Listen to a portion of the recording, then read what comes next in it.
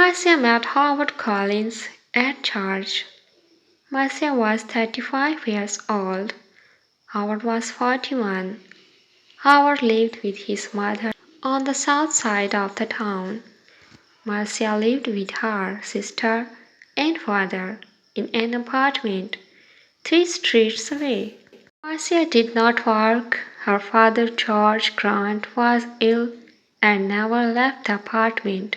He stayed in bed most of the time and always needed somebody with him. So Marcia stayed at home with her father and only went out when her sister was in the house. The two sisters were very different. Marcia was short with a small round face and short black hair.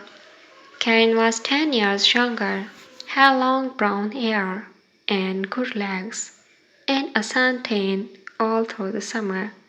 People often said to Marcia, "Your sister is very beautiful." There were always lots of men ready to take Karen out to dinner or to the cinema, but Marcia stayed at home. Karen worked in a shop in the town. When she was at home, she liked to sit up on the roof garden of their apartment building. It was one Sunday in May when Marcia came home with Howard the first time. She looked in to see her father. George Grant was in bed. He had grey hair and a grey face. Sometimes he read a book, but mostly he just sat in bed and watched television. "This is Howard, father," Marcia said. "He works at the hospital, and we met at church. I told you about him last week. Do you remember?" "No," her father said, and he turned his face away, back to his television. He was not interested in new people or his daughter's friends. Just then Karen came into the room. She wore a white bikini and white shoes. She smiled at Howard. "So you're Howard," she said. "My big sister has got a boyfriend at last." Howard's face went red and he looked down at his feet. Karen laughed. "Come on up to the roof garden and have some wine. The sun is wonderful this morning." "Oh, Howard began. Marcia looked angrily at her sister, but then she said, "Yes, I must get father a drink. See you in a minute, Howard. Go up to the roof and talk to Karen." The sun was hot on the roof, and Howard took off his coat. He looked around. There were 3 chairs, a sun umbrella, a sunbed, and a table with 3 glasses and a bottle of wine on it. There were tiles on the floor, and next to the little wall around the edge of the roof, there were some flowers in boxes. "This was the garden. Very nice," said Howard. Karen smiled at him. "We don't see many good-looking men up here," she said. "Sit down and have a drink." Howard's face went red again. He gave a shy little laugh. "Oh, thank you," he said.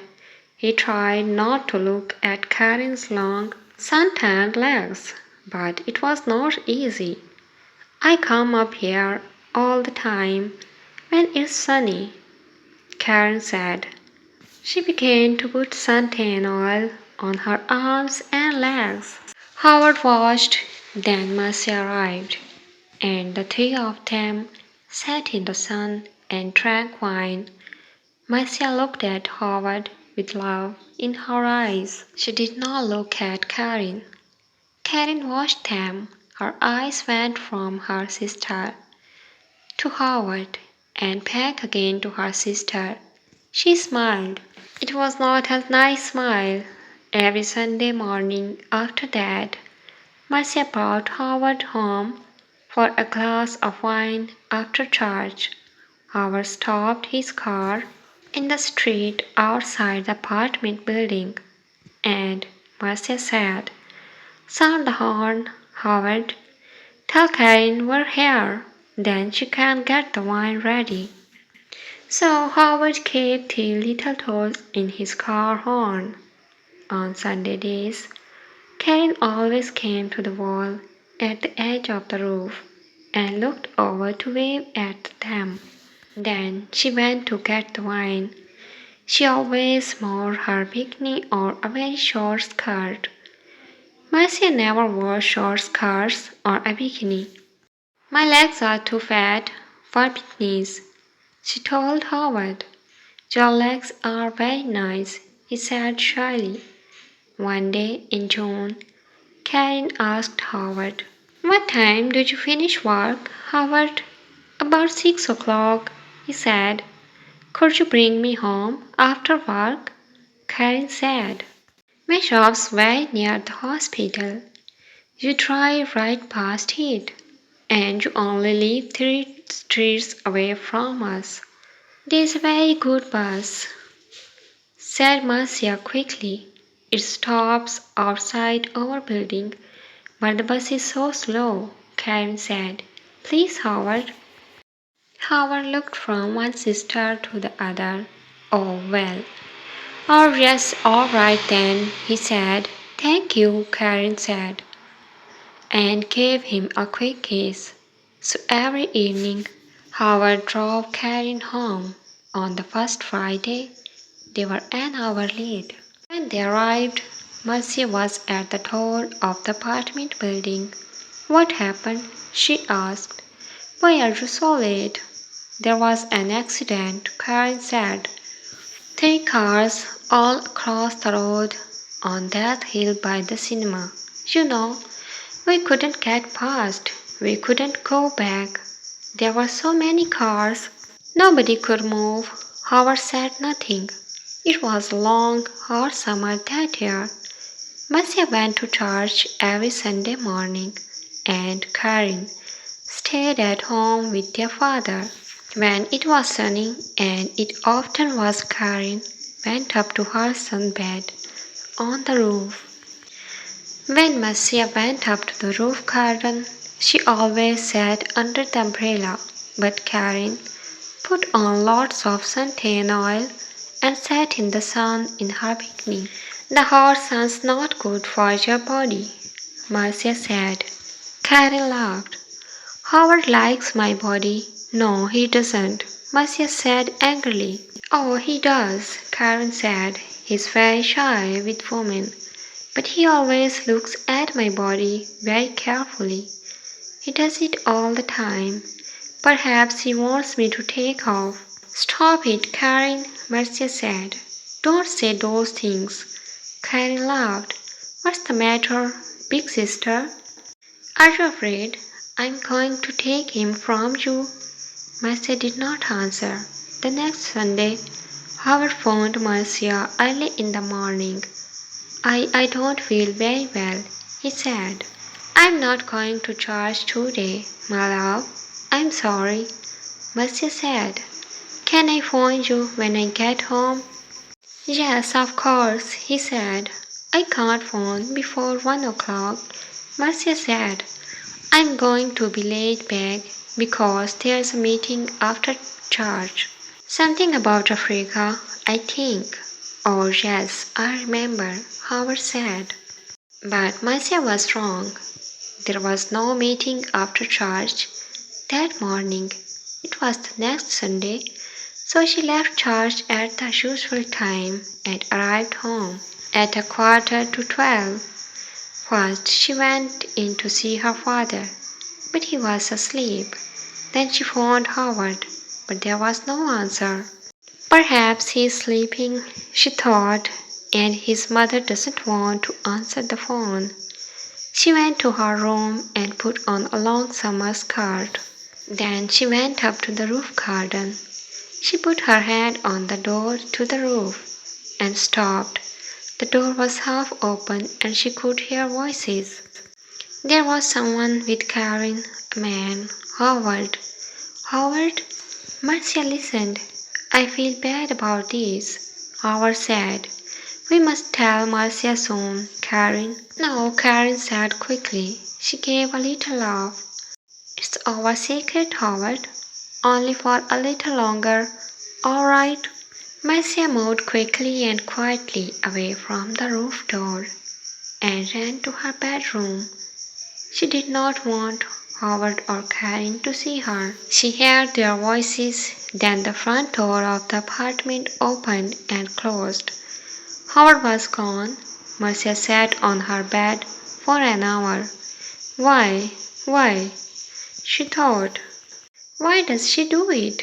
I stay home with an old man all the time. I can't go out to work.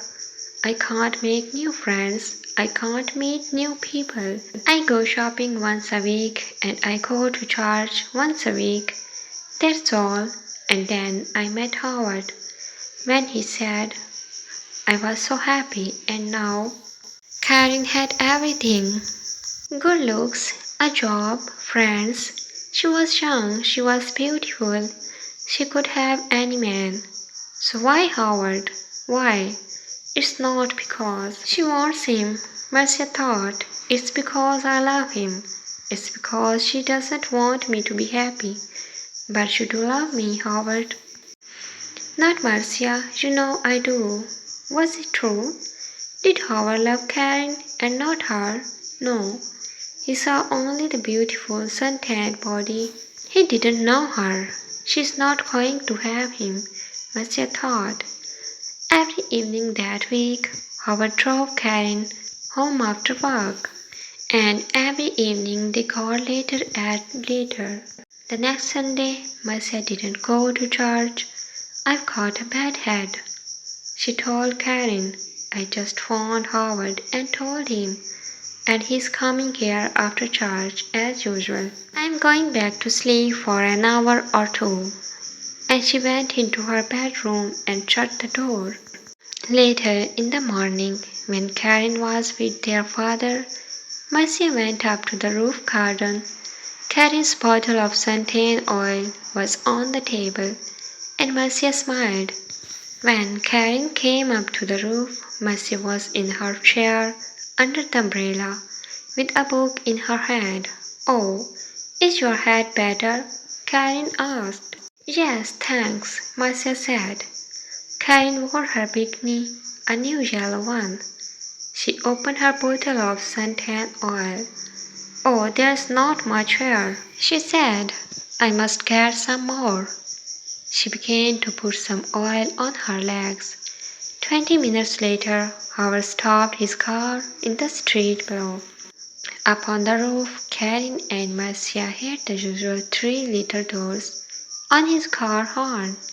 His hair, Karen said excitedly. Your man's hair, big sister? And she laughed. Yes, Marcia thought. My man, not yours. Karen jumped up from her sunbed. She ran to the wall at the edge of the roof to look down and wave to Howard. She had no shoes on and at the wall. Her face suddenly slipped away from under her. Oh, she cried. She fell forward and put out her hands to grab the wall. But the top of the wall was slippery too. Her hands could not hold it and slipped away off the wall over the edge, and her body went on too over the edge of the wall and down, down, down before she hit the ground. She knew slippery suntan oil, Marcia.